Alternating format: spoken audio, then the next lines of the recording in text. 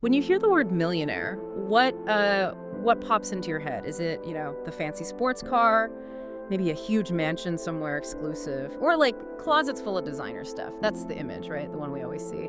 Hollywood, social media. I love that flashy picture. But what if I told you the real millionaires, like most of them in America, they don't live like that at all? Nope, they're probably your neighbors. Leading pretty normal lives, actually. So today, we're going to do a deep dive into The Millionaire Next Door. It's this landmark book by Thomas Stanley and William Danko.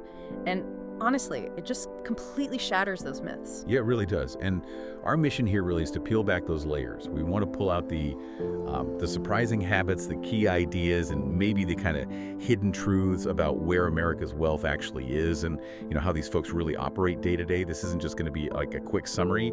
Think of it more as an eye-opener. It's meant to maybe redefine what you think being wealthy really means. It's kind of like a shortcut to understanding real financial independence, how it's actually built. Okay, right. Let's unpack that straight away. So forget the tech billionaires on magazine covers or the celebrity entrepreneurs. The truth, according to all this research in the book, and it's decades of research, is that most millionaires, they're self-made, first-generation rich.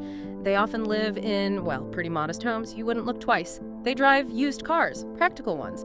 And here's the real kicker. They budget. Like, they know where every dollar is going. You just don't see them flaunching it. Exactly. And that's maybe the first big aha moment for a lot of people reading it, that core idea. They live well below their means.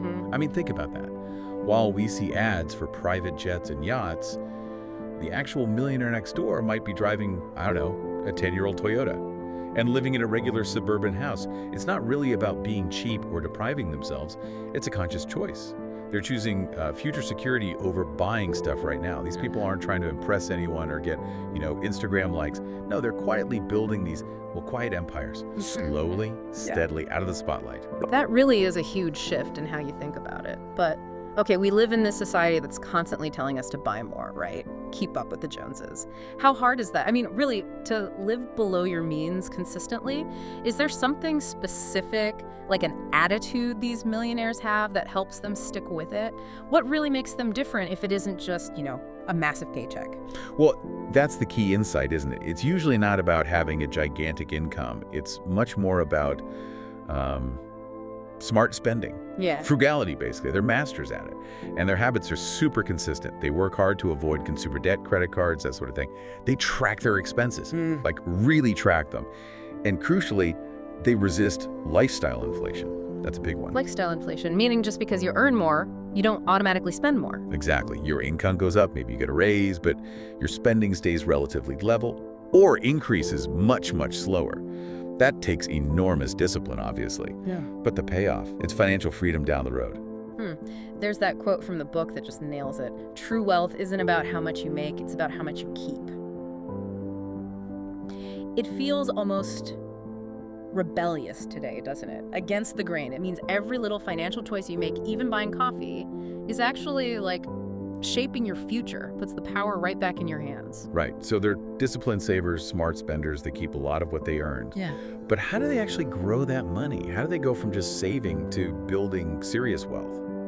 Especially when everyone seems obsessed with, quick returns and overnight success. Yeah, what's the growth strategy? Well, most of them started investing pretty early on. We're talking consistently putting money away into stocks, maybe starting their own business or buying real estate, often a combination. They really understand the power of compound interest. It's almost like magic, but it's just math.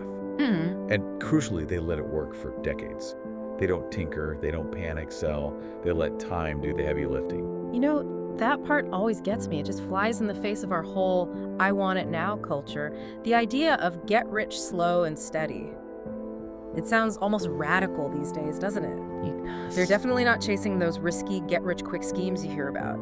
Their whole philosophy seems to be patience, consistency, long-term effort. That's what actually builds wealth faster in the end. And that long-term view, it extends to their families too. Which brings up another really interesting point from the research. It's about how they raise their kids, financially speaking.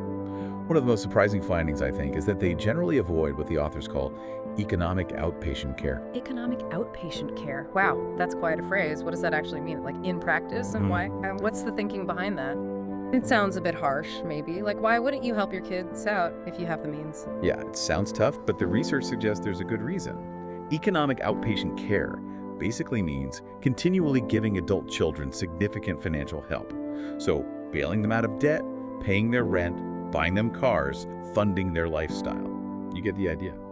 And the study found a correlation. Kids who received a lot of this ongoing aid often ended up less financially successful themselves. They sometimes showed lower ambition, had less financial know-how as adults. It can even breed resentment sometimes, apparently. Yeah. Because it fosters dependence, not self-reliance. Okay, so it's not about being mean, it's about teaching capability. Exactly. The key takeaway is pretty simple. They teach independence, not dependence. They want their kids to learn how to manage money, build their own wealth, stand on their own 2 feet. Right. That makes sense. And okay, another big myth this book tackles is the idea that all millionaires are, doctors, lawyers, CEOs, high status, high income jobs. That's just not true, is it? It really challenges how we think about rich people jobs.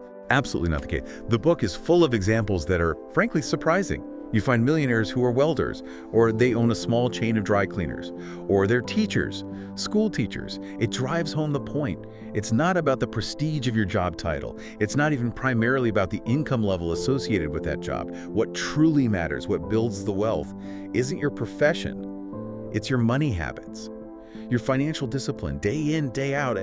And those habits, they could be adopted in almost any career.